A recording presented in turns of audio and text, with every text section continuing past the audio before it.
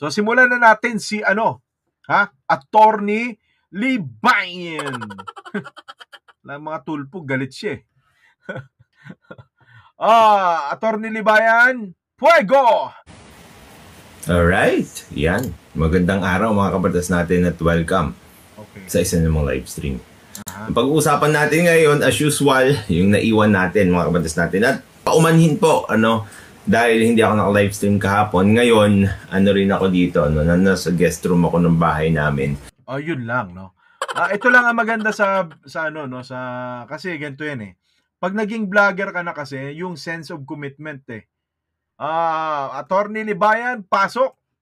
Kasi yung aking studio mga kabatas natin, sinabi ko, aayusin ko yun bilang New Year's resolution ko. Kaya lang, naisip ko, gawin ko na kaya, ginawa ko, akala ko mabilis lang. Yung pala, hanggang ngayon, hindi pa rin tapos. Lang yan, New Year's resolution. Attorney Libayan, pasensya ka na, ipo-forward ko ng konti, Oo. Kasi baka mamaya, syempre, nakaka-relate kami, no? Gusto naming makarelate. Ako, nakaka-relate ako, kaya lang, yung aking mga kamab, hindi ko alam kung makaka-relate sila. Oo, so forward natin ng konti para tumungo na tayo kay Lolo Ben. Tapos natin, i-reclaim ko na. Tapos papakita ko sa inyo yung resulta eventually para magsalita. Let's go! Okay, let's go. Yan. Ni-renounce na ang citizenship. Ano pa bang gusto ninyo? Ngayon. Yung mga kabatas natin, no? Yung sinabi niya na yon. Ni-renounce na nga yung citizenship. Ano pa ba ang gusto ninyo? Tignan nyo, Ngayon. Pusong Pilipino. Naipaliwanag ko na sa inyo yan, mga kabatas natin, na pati yung Amerika niloko niya. 'Di ba? Ginawa siyang army ng Amerika, kaya lang ang puso niya daw Pilipino. Ngayon, mga kabatas natin, parang itong si Erwin Tulfo, ang ginagawa niya lang kung ano ang convenient sa kanya, yun ang citizenship niya. Sana all, 'di ba mga kabatas natin? Kung gusto mong maging Amerikano, magiging Amerikano ka. Kung gusto mong maging Pilipino, magiging Pilipino ka. Depende kung meron kang posisyon. Kasi nga, di ba, na pag-usapan din natin na nung nakarang ni-review din natin ito, si Erwin po kasi, sinasabing, gusto lang maglingkod, no? Sinasabi ni Ben na gustong maglingkod sa bayan, pero ang totoo po kasi, kung hindi interesado, sinasabi ni Ben nung nakaraan na hindi interesado, ganito ganyan. Ngayon, naghahabol yung mama. Tapos po, nirecall na yung citizenship sa US. Mga kababayan, ito yung pagkakamali ng tulokmol. Kasi nalalaman na ngayon, dahil sa issue na to, nakita na ngayon ng Amerika yung kulay niya. Isipin mo yun, sinabi mo dun sa commission on appointment, na sinabi mo na niloko mo lang ang nakaisa ka, naisaan mo ang Amerika kasi naging sundalo ka, yung pala. Hindi naman, di ba? Pusong Pilipino ka pala. Ngayon, pag kukuha ka ng citizenship mo sa Amerika, wala ka na. So ano ngayon ang habol ni Erwin? Ito yung ewan ko ba? Si Rafi medyo naiba ng konti, no? Ito, mga tulok mo itong dalawang to. Si Ben tsaka si Erwin. Sila yung magka-body. Di ba? Ito yung mga checkmate. Kasi kung iintindihin po natin mabuti, ang sarap na sana nung meron kang citizenship sa US na, di ba, hinabol mo pa yung pagiging secretary ng DSWD? Kahit naman, mga kababayan, ito, kahit naman na sabihin mo na Pilipino ka na ulit, may iba pa rin mga kaso, libel, ano ba yung sinasabi nito ni Libayan nung nakaraan? Libel, ano ba yun? May mga pambababae. Di ba? Wala na. Kaya nga sabi ko, naggagaling-galingan itong mga to. Ang galing, di ba? Pagka tumitira yan ng mga Dilawan, tumitira ng Aquino, tumitira ng, di ba? Ang uhusay. Pero dito, para sa akin, ano tawag mo dun? Di ba? Bistado ka na eh. Bistado ka na, tapos ngayon nakahabol-habol ka pa, para maipasok ka? Di ba? Gokbu eh. Teka usapin na, pagsalitain natin si Libayan. Nung meron siyang posisyon doon sa army, US Army, doon siya pumunta. Meron siyang posisyon dito bilang DSWD Secretary. Renounce siya. Di ba? Ganun ba mga kabatas natin ang tunay na public servant? Ang public servant ba natin, mga kabatas natin, convenience lang? Di ba? O, tuloy natin. Bakit kinakailan kalkalin yun? Ni-renounce na ang citizenship. Ano pa bang gusto ninyo? Yan. Sabi na naman dito ni Lolo Ben, no, binabaon niya talaga ng todo itong kanyang kapatid. Ni-renounce na nga ang kanyang citizenship. Ano pang gusto ninyo? Ngayon mga kabatas natin, ito ang gusto kong sabihin sa inyo. Tandaan nyo ho na ang public service, ang pagsisilbi, ay hindi sa pilitan yan. Dapat taus puso. Tapos ito mga kabatas natin, yung mga public servant na nandyan sa posisyon, wala kayong utang na loob sa mga taong yan. Bakit? Kasi nga, pinili nila yan eh. Oo, maganda punto ng mama. Tama naman sinasabi niya. Oo, yung mga public servant, wala naman talaga tayong utang na loob sa kanila kasi number one, sumasahod eh. Oo. Ngayon, kung sabihin niya, halimbawa, oy, ayoko na lang kunin yung sahod ko. Yung sahod ko, ibibigay ko na lang sa mahihirap. Walang trick yan eh. Kumbaga parang wag na akong sasahod. Total naman, ubod na ako ng yaman, matanda na ako, maglilingkod na lang ako sa inyo, ibibigay ko sa mahihirap. 'Di ba? Papatunayan niya tapos wala siyang anomalya. 'Di ba? Yun yung maiisip mong tunay na patriotic talaga. Yun talaga ang tunay na patriotic. Yun yung masasabi mong, ibang klase to. Talagang binago niya, nag-set siya ng example. Talagang nag-set siya ng magandang halimbawa sa mga susunod na henerasyon. Wala pa pong ganun na walang sahod. Di ba? Ako, isa lang naman ang bottom line no? Sa akin naman, kahit dapat naman talagang sumahod ang isang public official para hindi na siya mangurakot. Pero ang masama kasi nito, yung public official usually, hindi na iniintindi yung sahod eh. Kasi bawi-bawi sa kurakot. Ang pinaka gustong-gusto ko lang talaga, itong Leni Robredo. Bakit kamo? Sulit na sulit yung pinapasahod natin sa kanya. In fact, ano pa yan, may mga sariling kawang-gawa din yan. Kaya, hindi mo masasabi na, ito yung binigay namin kay Leni, sayang, di ba? Kasi, pinagtrabahuan niya, 1,000 times nung sahod niya. Kung ang sahod niya ay pang minimum, ang trabahong binigay niya, ang kalidad ng trabahong binigay niya sa atin, 100 beses nung pang minimum. 1,000 beses nung pang minimum, hindi na. Di ba saan ka makakita? Kapag ka merong kalamidad, yung ali nandun na sa ground. Bumabaha, bumabagyo. Nandun yung ali sa ground. Hindi sinasabi na, baka ma-ambush ako doon. Di ba? Hindi natatakot na baka mamaya malunod ako doon. Yun kasi yung isang tunay at classic na halimbawa nung sinasabi nitong si Attorney Libayan. Yan yung classic na sinasabi niya na wala tayong utang na loob sa mga politiko kasi ginusto nila yan. Si Leni, nag-aalangan pa yung tumakbo noon eh. Pinilit lang ni Aquino yun. Di ba? Pero itong Tulfo, iba eh. Di ba? Ramdam niya nang malalaglag siya, ipagpipilitan pa. Ngayon, akala nila, dahil syempre akala nila malakas sila ngayon kay Marcos. Bitag-bitag sila ngayon. Ano pa bang gusto nyo? Nirecall na ang citizenship. Ano pa bang gusto nyo? Yeah. Hindi niya alam na ika nga yung delikadesa ng tao. Aba, kahit ako'y ganito na makapal ang mukha ko pagka ganyan na hiniya na ako ng gano'n, 'di ba? Obvious eh. Matuto ka naman sana, 'di ba? Kung meron kang natitira pang delikadesa sa sarili mo, 'di ba? Obvious ka na eh. Sa pool ka na, nagpalusot ka na nga lang na naisahan mo mga kano.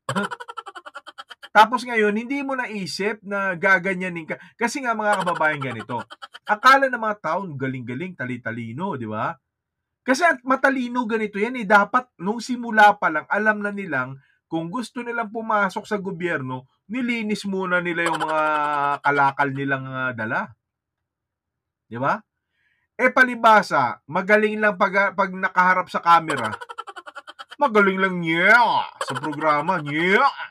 Pag pinatayan kita ng camera niya, di ba? Tapang pagka humanap ng mga sirang pako doon sa paggawa ng proyekto ni Aquino, talino. Di ba?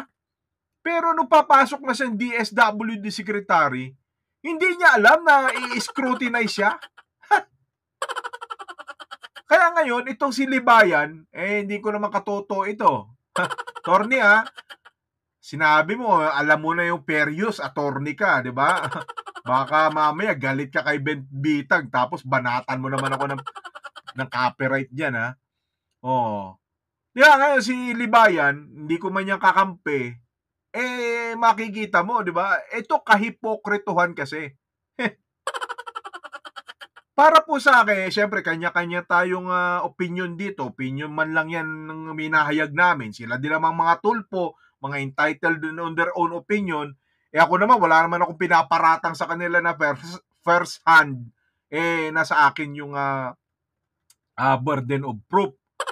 Wala akong ganon. Nagre-review lang ako kung ano yung sinasabi ni Libayan na sinasabi din ninyo na nire-review ni Libayan.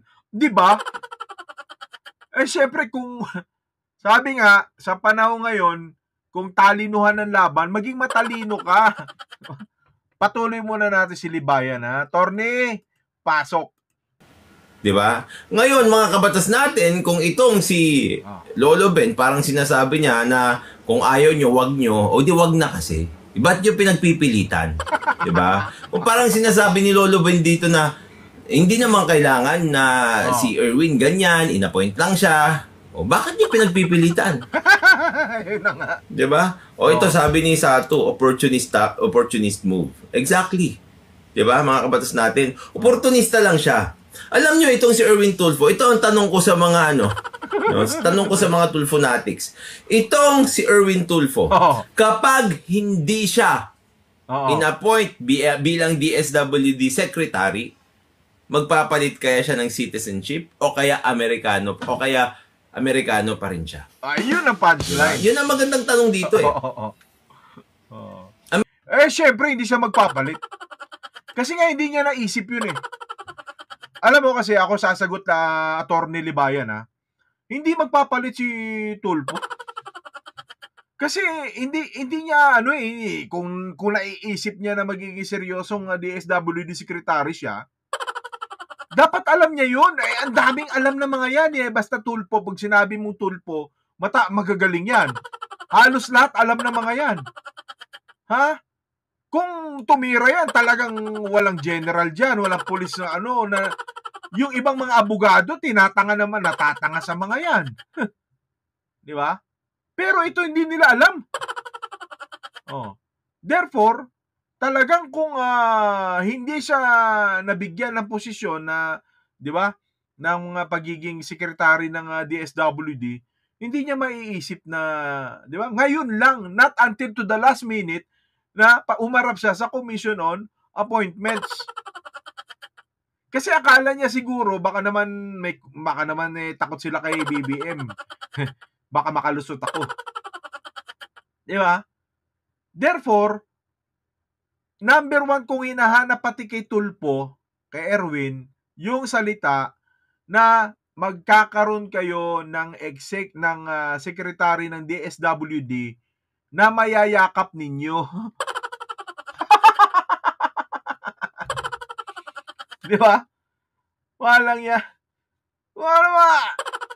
Isipin nyo yun kung nung una, kaya nga inawat ko si Lenny. Ewan ko kung narinig ni Lenny yun.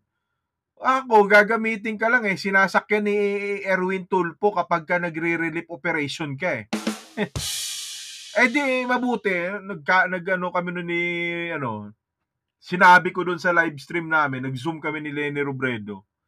Sabi ko, tigil mo yung relief operation mo. Kasi sinasakyan ka lang Diba? Ang ginawa nung Ali, nakipag-usap ngayon kay Tulfo. Diba? Ewan ko kung dun siya kumuha o naplano niya na yan, bago ko pa na i-suggest, diba? Bottom line, mga kababayan, hindi magtatrabaho si Erwin ng libre na para sa Pilipino. Kasi pagka pumunta siya sa estasyon niya, sa programa niya, bayad yun, may kita yun Diba? Kaya huwag kayo manual, public service, Pakinggan muna natin si Libayan para maganda yung ating Libayan, pasok. Amerikano pa rin ba siya? Ngayon, tandaan nyo mga kabatas natin, kapag ikaw ay tunay na nagmamahal sa bansa mong Pilipinas, magiging citizen ka ba ng ibang bansa? Magiging citizen ka ba ng ibang bansa? Sasabihin mo, mahal mo yung Pilipinas, pero magpe-pledge of allegiance ka sa US? Diba? Doon mo makikita ang intensyon ng isang tao. Malalaman mo kung sincero talaga siya o hindi. O kaya, tulad ng dito sa sinasabi ni Sano, isang oportunista lang. Erwin Tulfo. Alam niyo mga kababayan tinitira talaga siya ni Libayan. At hindi talaga to si oportunista ka. Kahit na comment ni Sato yun, syempre, binaon niya diniin, may diin isang oportunista. Ayaw niya pang direktahin Erwin Tulfo, oportunista ka. Diba? Kaya nga kaya nga dinali siya ni Billy Jack Sabi ni Billy Jack walang yan, sinasakyan nyo, ginagawa nyo Karne Norte, buhay ko, pinagkakakitaan nyo ako Diba? Sabi siguro ni Billy Jack Rope, sino Billy Jack yung naging vlogger bigla, instant. Isipin mo yun, tinira-tira ni diba? Sabi ni Billy Jack, alam mo kung kaira lang kita, Erwin, pupulbusin kita ng suntok Nakakuha ng oportunidad yung mama kasi alam ng mga tao, hindi kasi lahat ng tao bobo 'Di ba? Alam ng tao na may sidekick to dito, may kickback to Pinagkakakitaan yung istorya ng buhay ko, napapahiya ako siguro sabi nung Billy Jack. Tapos ngayon, kikita kayo sa inyo lang, ako pahiya, pagagalitan nyo pa ako. Ano ginawa ng Billy Jack? Gumawa ng vlog ngayon, nag-viral. Alam mo, pupulbusin kita ng suntok, Erwin. Galit na naman si Kuya Ben. Ilolobin niya. Galit pinagtanggol si Bunso. Isipin mo yun. Sa amin naman, ako sa akin, meron naman akong meron naman akong itinatangi sa mga yan somehow. Kasi pangit naman yung imamak lang natin ang imamak itong mga ito nang parang wala tayong nakikita din naman na may mabuti, no? So, binabalance ko lang. Para sa akin kasi, somehow, na-appreciate ko naman yung si Rapi, no? Somehow, na-appreciate ko si Rapi Tulfo. Kasi, kung walang mga ganyan noon, hindi po nagkaroon ng chilling effect dun sa mga abusado din na na porket nabihisa ng damit ng gobyerno, abusado katulad yung mga traffic enforcer. 'Di ba? Kung wala pong kung walang Tulfo, na wala tayong kumbaga ganito yan Noong panahon ng mga Kastila, ang panakot natin kasi aswang para matulog yung mga bata, matakot yung mga tao, 6:00 pa lang magsiakyat na kayo ng bahay nyo. Kung hindi naman nausong pangalan na yan, hindi po hindi po kumbaga nagkaroon ng takot somehow, itong mga enforcer, itong mga tanod, di ba? Kasi sa lokal na barangay, mga kababayan, ako para sa akin itong tulpo para silang mga aswang. Ginagawa silang panakot sa usaping pambarangay.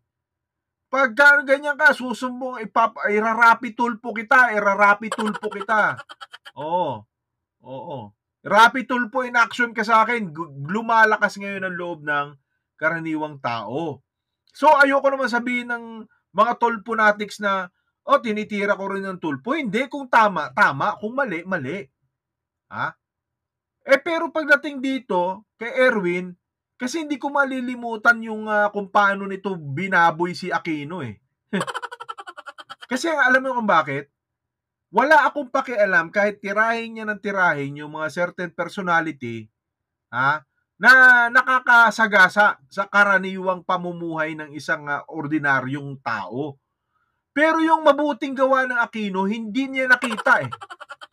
Isa yan sa naging Duterte enabler eh.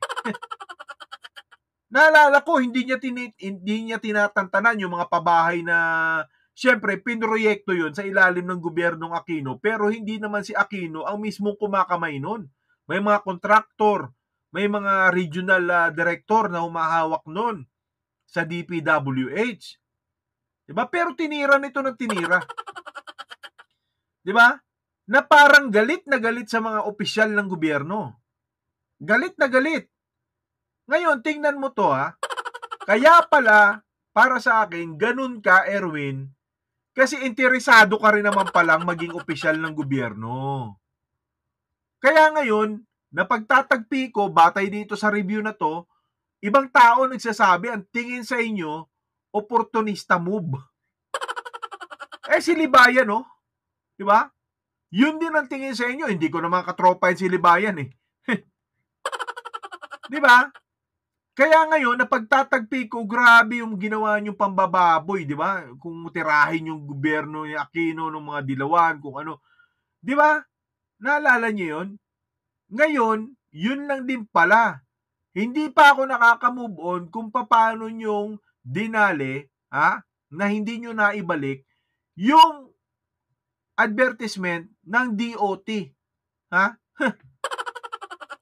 Sa akin, kumbaga, okay, given na yun, nasa inyo na yun. Pero hindi mo maaalis sa isip ng isang ordinaryong tao na may conflict of interest doon. Para sa akin, taxpayer ako, porket naging kapatid nyo yung hepe ng DOT noon, si Wanda Tulpoteo, nagkaroon kayo ng ad sa DOT.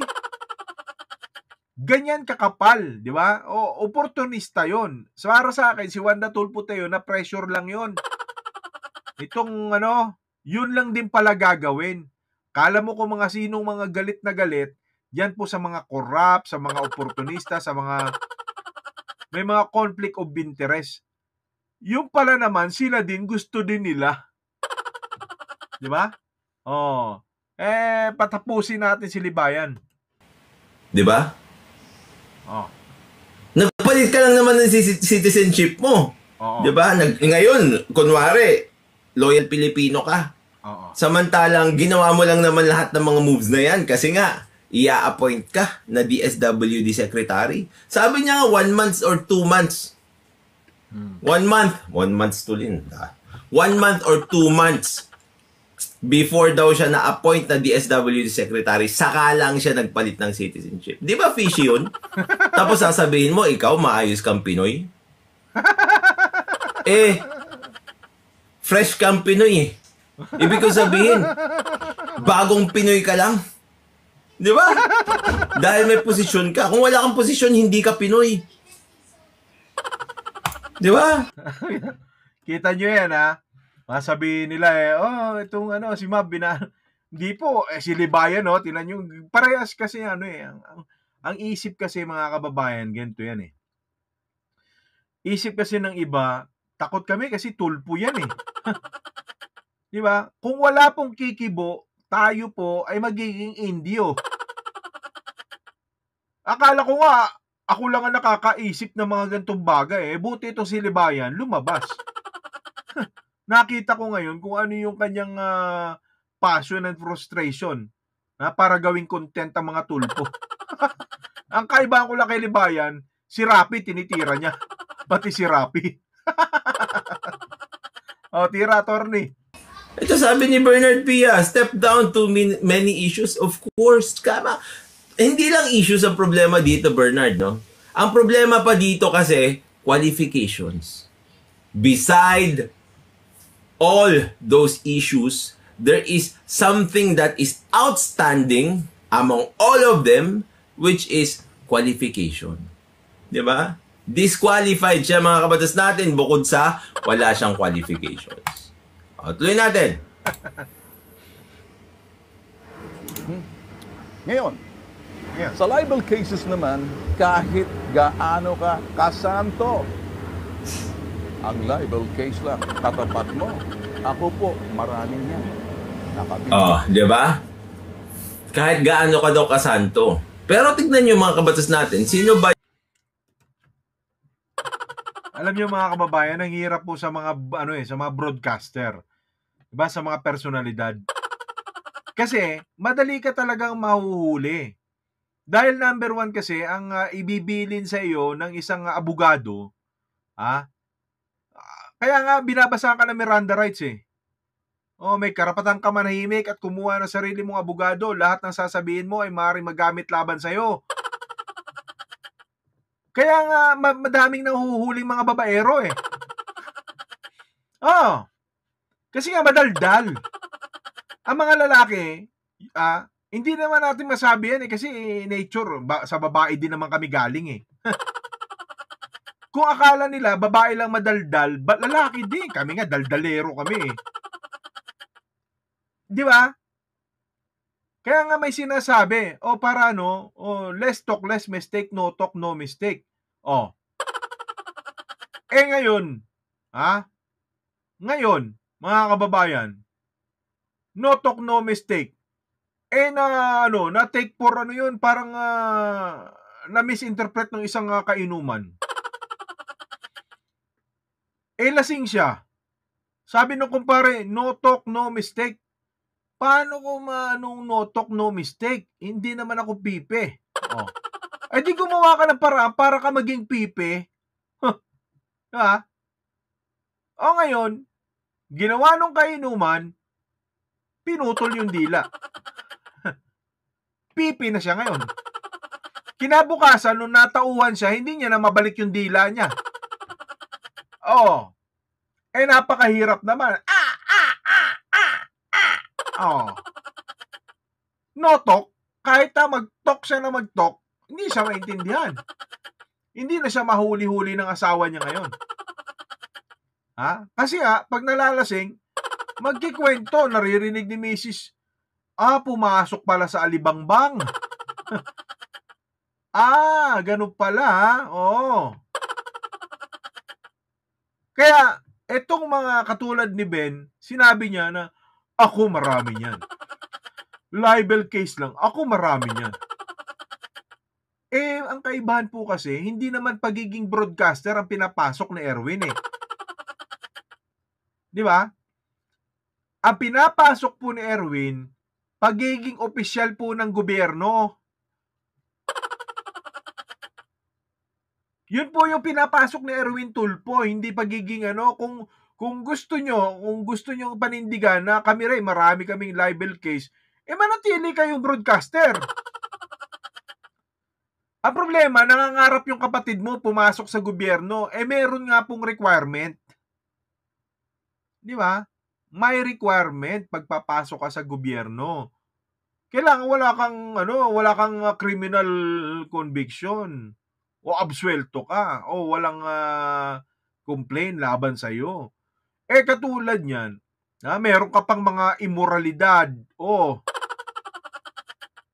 Alam po ninyo ganito yan Hindi lang naman po yun para sa bagong mag-a-apply ka ng posisyon sa gobyerno Kapag ikay nasa posisyon na sa gobyerno, at ikaw ay na-inlove sa janitor ninyo dyan sa iyong ahensya. Di ba? Halimbawa, si Joe Chalan, si Epipania, o si Jean, o si Olympia, na-inlove. Halimbawa lang, sekretarya ng isang ahensya ng gobyerno. Andyan si Marisa, no? Halimbawa lang, sila yung sekretary doon, mataas ang opisyal niyan. Sa katagalan ng focus sila sa pag-aaral, sa career, hindi nakapag-asawa ngayon. Ika nga, oo, di ba? Ika nga, na-loss, pasintabi na-loss yang paglipasan na talaga, napaglipasan na. Oh, nakita ngayon, itong si may janitor ngayon, ma'am, ako na po, maglilinis. Ma'am, ako na po. Di ba? Isipin mo yun, nung nag-aaral yan, talagang nag-aaral yan sa College of Law. Ang hirap ligawan yan, matapang yan si Joe, matapang yan si Marisa. Hindi mo kayang ligawan yan, talagang titiklop ka. Si Jean, mahirap. Talagang mataas ang standards yan. Nung napaglipasan na. Na in love ngayon ng lola mo, na-inlababo siya ngayon. Kakadala ng janitor dyan sa opisina nila, kakadala ng mga tinitimplang kape sa lababo, ayun, nasundan ngayon ni ma'am sa lababo. Na-inlababo ngayon kasi dinala yung pinagkapehan, ako na lang. Oo, pagpunta ng lababo, na-inlababo ngayon. Hindi lang po yung sinasabi nating immoralidad ay nag-a-apply sa bagong papasok, kundi sa mismong nandun ka na sa ahensya. Ito pa kaya si Erwin, kung meron ka ng mga ganyang kaso, hinihiya ka na ng commission on appointment. Dami mong asawa, meron kang ganito, may mga libel ka, ikaw ay citizen. Di ba? Ang ibig sabihin lang nun, reject ka na. Tanggapin mo na. Reject ka na nga eh. Ayaw mo pa, pinagpipilitan mo pa, hinahabol mo pa ngayon. Yun ang problema sa mga tulpo. Kasi nga, hindi nila naiisip na ganito magiging feedback. Kasi yung nasa isip kasi nila, sila yung dominante. Di ba? Dominante kasi yung kanilang apelido. Iniisip nila na, pag tinira ko ito, yeah. Pagka tinutukan ito ng bitag niya, itong mga nakaupo ngayon sa commission of appointments niya, titiklop niya. Marami pong hindi nakakabasa, dyan po sa galawan nila, na ang natitira lang din nila ay, kumbaga, yung kaya lang din naman talaga nila. Pero pag pinagkaisahan din sila, ay ligwak din. Guard, hepe, yan. Syempre, akala nila, yun lang. Kaya nga, makita mo mga tulpo, hindi naglalakad yan ng walang bodyguard. Walang hindi naglalakad yan ng walang backup yung mga yan. Pero ang pinakamatinik talaga sa kanila, na may pinakamaraming bodyguard, si Rapi. Si Rapi Tulpo, batalyon ng bodyguard niyan. Makakala ng kaya si Rapi Tulpo, matigas-tigas na bungo niya para bangga-banggain si Cynthia Villar. Kasi nga, sabi ni Rapi, bilyonaryo din naman ako eh. Pero going back again, whether in ka na, or bago ka palang papasok sa posisyon sa gobyerno, may mga prerequisite yan. Kasi nga, pinapanatili po natin yung ethical standard ng pagiging opisyal ng gobyerno. Ganun po kasi yun. Kaya nga, kung ako magkakaroon ng girlfriend na taga-gobyerno, at nagmamahalan talaga kami, halimbawa lang, talagang sikretong malupit na lang yun. Di ba? Wag mo nang ilabas kasi nga madadali kayo pa. Buti sana kung ikaw lang madadali yung girlfriend mo na di ba? Sikretong malupit na lang yun. Yun ang sikreto dapat. Hindi Ito kasi, kita mo si Banat Bay, tinapik niya si Tulpo, parang naging proud pa na ang daming asawa naging babae ni Erwin. 'Di ba? Ano magagawa? Pogi problems. Doon batay doon sa topic ni Banat Bay, 'di ba? Nga bottom line mga kababayan, dapat nilalagay mo yung sarili mo kung talagang matalino kang unggoy. Dapat isahan mo yung mga matching. Ang problema kasi, akala mo matalino ka, hindi ka naman pala unggoy. Ahas pala ka. Nako, patapusin muna natin tong si Libayan. Yung mga nakasuhan lang ng libel cases. Yung mga syempre, yung mga akusado na lumalabag sa batas o sinasabing lumabag sa batas. Kung sinasabi mo na parang normal lang magkaroon ng libel case, 'di ba? Bakit kayo lang ang sobrang dami ng ganyan? Bakit yung ibang tao, 'di ba? Tingnan niyo yung mga matatagal na media personalities. Sino ba yung mga alam yung matatagal na media personalities? Ako, marami akong alam. Si Mel Chanco, convicted ba siya sa libel? Wala naman, 'di ba? O itong sino pa ba yung matatagal? Si Angelique Lazo. Hindi nyo na yata kilala yun. Pero marami ng matatagal mga kabatas natin na journalists na maayos na walang libel case.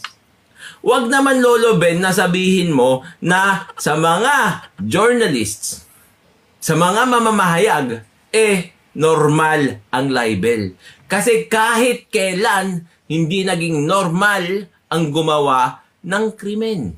Ito, sinasabi nila, sina Daniel Razon, sina Mike Enriquez, Noli De Castro, di ba? Pati si Jason Sa, yung mga yan, di ba? Meron... Ang alam ko may hindi ako sure, pero parang hindi ako sure kung aling issue Pero sa pagkakatanda ko, si Jason Sa kaya nalaos. Kasi naman naging problema niyan. Pogi problems din. Pogi problems din yan. Pero yun nga alam ko si Pylon, alam ko nakatanggap din niya yata yan Si Sonsa ganun din Ang tingin ko lang na hindi ay si Mike Enriquez. Oo. Ang palagay ko walang libel conviction. Mike Enriquez. Oo. Ngayon, bottom line kasi mga kababayan dapat lang din naman kasi na manatili po yung sistema ng batas na yan. Dahil kung hindi po magkakaroon po tayo ng chaos. Ano ba yung chaos? Aba kaguluhan pala yun, sabi nung translation. Pagka hindi ka nag-set ng parameter, ang lagi pong means ng justice ng isang natapakan ay ipapapatay ang isang tao. Yun po yun Halimbawa, hindi ako makaganti kay Kevin De Leon. Hindi ako makaganti kay kay John Billiards, o kay Joe. Hindi ako makaganti. Kasi nga, wala naman ang kaso, tinanggal nila yung libel, libel law. Magiging cyber law, cyber libel. Binago nila, inalis nila. Labo-labo na lang yan. So, fire against fire. We will we will live in a community, in a country of outlaws. Bakit kanyo? Mga kababayan ko, kung wala po tayong panuntunan ng batas para po mapanagot yung mga mapanira, mapanakit na mga tirada, magpapatayan po mga Pilipino. Kasi aminin man natin sa hindi, tawag nito, usually, hindi lang sa Pilipino, kahit sa iba't ibang lahi, meron tayo tinatawag na yung pikon ba? Pikon. Oh. Paano pag napikon yan? Tulad nito si si Bitag, napikon to kay Libayan. Aba kapag patayan si Libayan ng camera ni Lolo Ben. Ngayon, mga kababayan, kung sasabihin halimbawa bakit mo nagawa kay Libayan yon, kasi wala namang batas para mapanagot yan eh.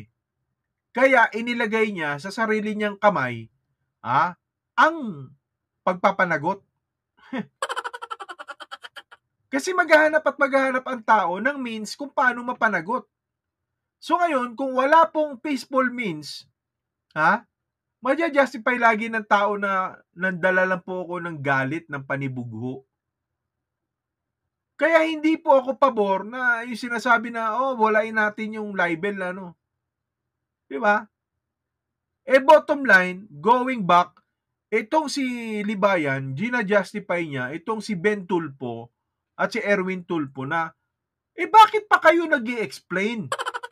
Bakit nyo pa pinapaganda imahe nyo? Di ba? Ang bottom line lang naman ng lahat ng ito, hindi nga kayo qualified, disqualified nga.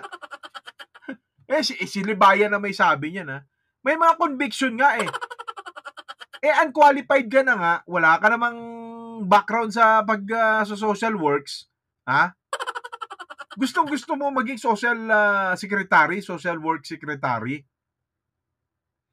Tapos ngayon, ang matindi niyan, may pogi problem ka. Ngayon, lahat ng magagandang sekretarya dyan sa departamento na yan, syempre, kung katulad may nakita ko kanina, bakit mainit si Marcoleta daw, ganito, ganyan. Ewan ko, baka pogi problems din. Ngayon, bottom line, kung papasok ka bilang DSWD secretary, machong-macho ka dyan. Ito po yung sa akin dyan, mga kababayan, Kung ako nandyan sa isa sa panel ng commission na appointment, iisipin ko muna, titingnan ko, baka may kamag-anak ako, may pinsan ako, o may kapatid ako nagtatrabaho sa DSWD, tapos kagagraduate lang nun, maganda at sexy at sariwa, tapos ito, makikita ko yung background ng papasok, matinik na may pogi problems ko, no? Kulang na lang posting na kapalda, aanakan. Delikado. Di ba? Magkakat yun ng integrity mo number one, integrity issue. Kasi nga, asan ang integridad mo? Gina-justify mo nga na okay sa'yo na nang iisa ka. Miski iyon po ay hindi Pilipinas, miski yun ay Amerika, hindi okay na mang-isa ka. Inisahan mo Amerika para lang magkaroon ka ng US citizenship. Di ba? Yun po bottom line Hindi tama yun. At hindi tama na parang wala kang remorse. Di ba? Ako tatanungin ng panel, bakit marami kang babae? Marami kang panganay. Sasabihin ko, dala lang po iyon ng pagiging mapusok ko nung nakaraan. Hindi ako magmamalaki na pogi problem. Sasabihin ko, naging mapagmahal po kasi akong tao. Yun sasabihin ko sasabihin ko lang naman sa wala naman na po akong binababae ngayon Ang lang po kasi, ako po talaga ang nilalalaki nila. Ganyan kasi dapat, hindi mo alam kung paano ka sumagot, Erwin Tapos ngayon, ang nangyayari, si Bitag ngayon ang tagasagot mo. Yan ang pangit po kasi, mga kababayan. Kung ako po bilang taxpayer, sasabihan ko si Bongbong Marcos, kung sakaling may way na kami ni Bongbong, ba't mo i-appoint yan? Di ba? Ba't mo i-appoint yan? Kitang-kita mo na nga yung mga lapses niya sa sarili niya, hindi niya nga napangalagaan yung reputasyon niya Di ba? Ba't ka mag-a-appoint yan? Ang dami-daming iba dyan. Yan lang ba nag-iisang taong pwedeng maging DSWD secretary? I remember, mga kababayan, si Judy Tagiwalo, Hindi po yun nila binigyan ng confirmation kung hindi ako nagkakamali. Isa po sa panel si Tito Soto ng Commission on Appointments. Mali itong napipindot ko, kaya pala minsan nung nireview ko yung vlog ko, yung lap effect yung lagi ko napipindot, no? Ano sabi ni Tito Soto? May anak po kayo, may sino tatay, Ganon ang kasi po tawag namin diyan sa ganyan na lang. Di ba? That is an insult to a woman Pero, wala magawa yung ale. Ngayon, eto si Erwin Tulfo. Abay, may gustong mag-justify. Kaya para sa akin, si Libayan, medyo mahaba yung niya ni attorney. Hindi ko na tatapusin. Bottom line kasi, hindi po talaga fit si Erwin. Mag-broadcaster na lang siya. 'Di ba? Balian nila ng leeg si Libayan kung gusto nila.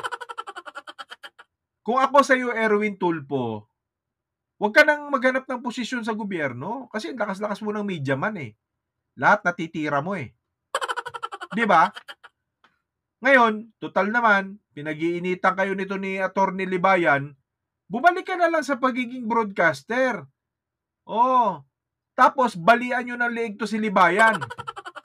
Suggestion ko sa iyo, Erwin, sa inyo ni Ben Tulfo. Hayaan nyo na si Rapi ng senador, okay na yon. Pero kayong dalawa, tirahin nyo naman ang tirahin si Libayan ngayon. Yan ang maganda kasi. Attorney Libayan.